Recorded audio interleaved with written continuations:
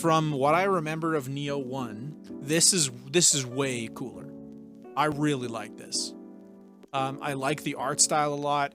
I really like the Chinese mythological setting is really dope.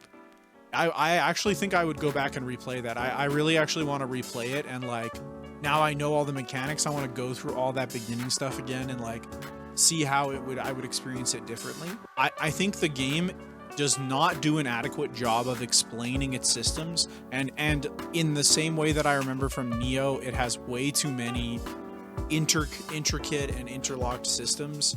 Once you're able to actually get a hang of like, okay, this is the basic combat structure, I block like this is how I know I need to stop blocking, I need to start parrying, blah blah blah.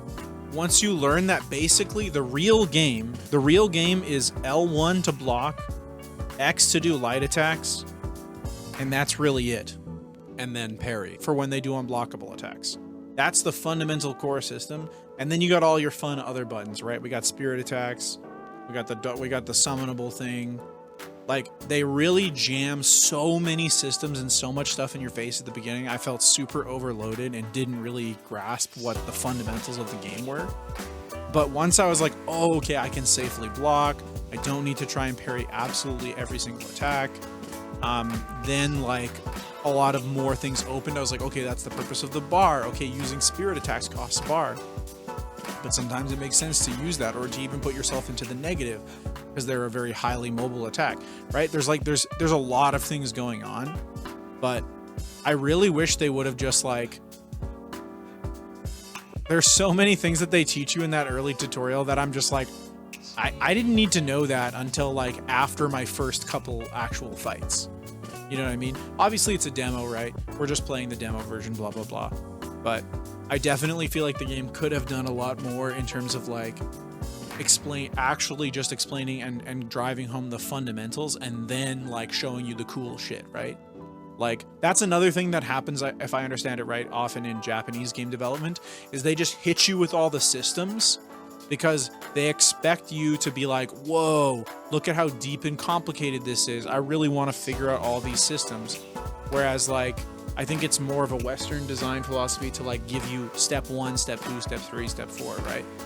And I'm not saying either is better necessarily, just that like, I personally think a fusion of the two is always the best. Like you open up all the pathways, but then you just hit the basics so that people know what you're talking about and actually how to pick up your game. Yeah, I don't think I learned any of the fundamentals from Neo 2 tutorial either. I just learned from getting my ass handed to me by the first boss over and over again. Yeah. Anyway, so that's the review. Overall, I have to say, from what I remember of Neo 1, this is way cooler. I really like this.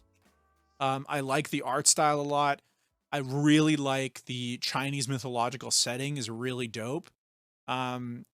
You know, the chicken dragon thing was really cool. The boss was a little disappointing because I felt like everything else was pretty interesting.